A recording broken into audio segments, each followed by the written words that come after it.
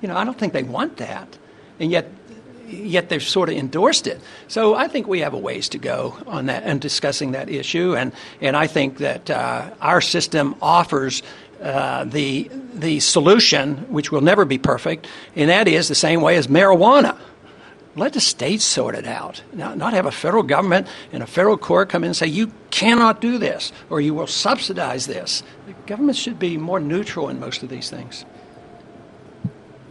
How are we doing, Ken? I know you've got a...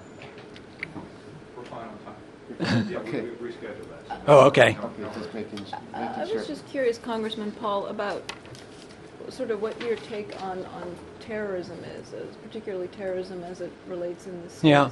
Well, I think terrorism is a bad crime, a vicious crime, and that we should do everything possible. But I don't think it's an international incident that requires World War III. So you would prosecute it more as a crime? Oh, yes. Well, I mean, who didn't we do quite well on prosecuting those individuals on the first attack on the towers in New York in the early 90s? That was considered a crime, and they were arrested and tried under all the laws that existed, and they were all punished. And, of course, 9/11 is an excuse to promote a philosophy that they were anxious to promote anyway. The neocons were just sitting in the wings for doing all those things in the Middle East, and that was their excuse to go in there, and they did. And they even the neoconservatives write about a Pearl Harbor type opportunity. And so I see that. So we can't ignore it. But once again, the thing that came up in the debates, you can't deal with it if you don't know what the incentives are. And just as you look for motives in murderers, you look for motives and incentives by those who would commit these violent acts. And I have taken a strong stand against the conventional wisdom that the administration puts out. They only come here because we're good and we have freedom of speech and we're nice people, and they have to attack us. We have too much freedom and too much prosperity. Believe me, that does not motivate people to give up their lives, and that's why we need to address terrorism from a viewpoint of the true motives. How many people are working on your campaign now? Can I ask my staff? But 10? 10 maybe? We have 12. You have 12, Oh, and okay. You've moved headquarters and...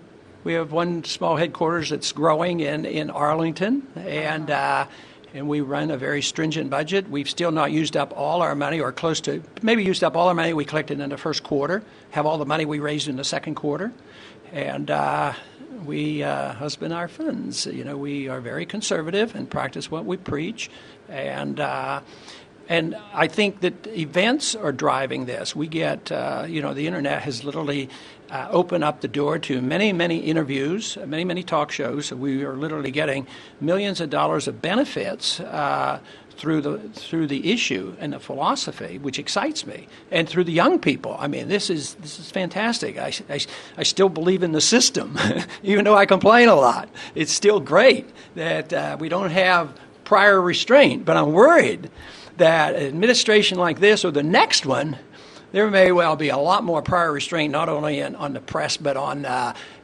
everything that we do. And I think that's a bad direction. You also like to claim that you've never voted for a restriction on gun ownership. One, as you probably know right now, a couple hundred mayors across the United States are trying to repeal the Tiahrt Amendment, which prevents the sharing of information from jurisdiction to jurisdiction. Why does that kind of restriction on make sense? Which jurisdiction?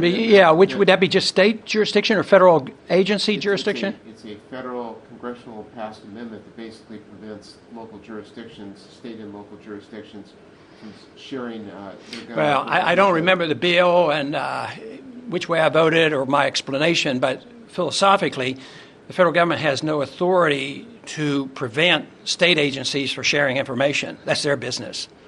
As far as federal data banks on people who buy and own guns, recently I spoke out strongly against another database that the federal government wanted to establish as a result of those recent killings in Virginia, which I was strongly opposed to because they wanted your health status, everybody's health status in a medical database.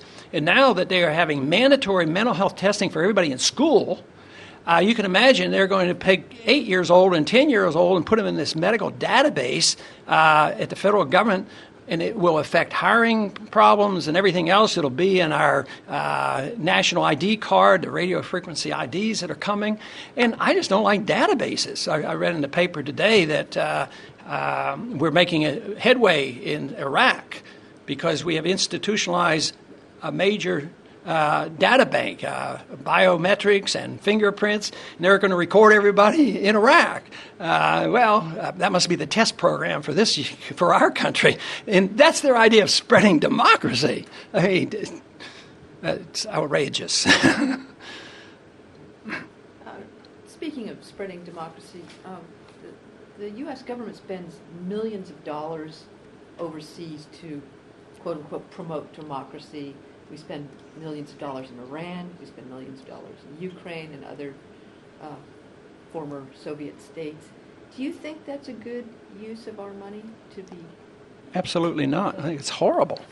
And what would we think if the Russians were broadcasting and doing things in this country or sending their KGB agents in here to overthrow our government? But that's what we're doing in Iran. Then we wonder why they hate us? I mean, what would, the one thing it would do is would bring Republicans and Democrats and independents together. And sort of like after 9/11, there was a lot less animosity in this country because we were all attacked. And I think if we're undermining the government of Ahmadinejad, we unify the opposition over there. So we literally do exactly what we don't want. So all that money is just intrusion. But I wouldn't be against a private source doing that over the internet or whatever, but never taxpayers' money and never showing that it's a government-sanctioned program to try to undermine a system.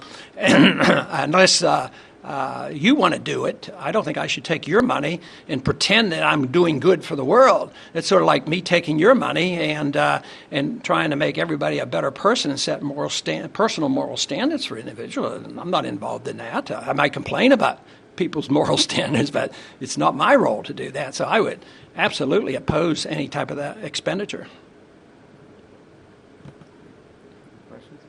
Congressman, thanks so much. Well, thank you for having me. Enjoyed the visit. Time in. Obviously, it's going to be several months before we get to even thinking about an endorsement for the February primaries, but it's very a lot can happen. Maybe the country and the Republican Party will be further shifting in the direction of freedom and liberty and prosperity and peace around the world, and I think that's what our message is all about.